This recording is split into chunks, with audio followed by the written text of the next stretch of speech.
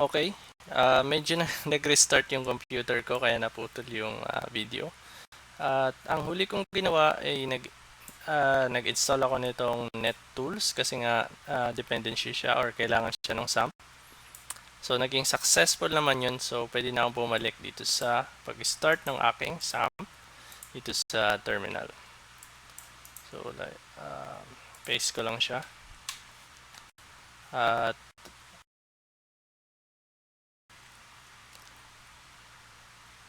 yun na nga, okay na yung XAMPP at tapos na siya. Kailangan ko na lang so pwede ako pumunta dito sa baba para i-verify yung installation. So copy ko lang daw to. Tapos dapat ito yung lumabas.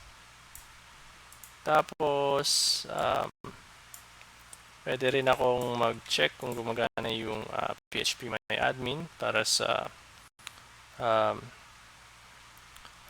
pag-create ng database, MySQL database. At actually itong guide na to itong page na to ay may karugtong pa siya sa dulo, which is itong kung paano. Pero madali lang naman siya.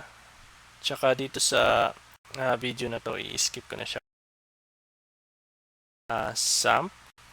At ang purpose ko talaga kung bakit ko in-install itong si XAMPP kasi para makapag-aral ako ng PHP.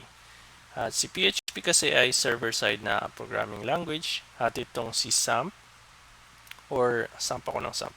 LAMP yung term sa Linux. Itong L, ibig sabihin ay Linux.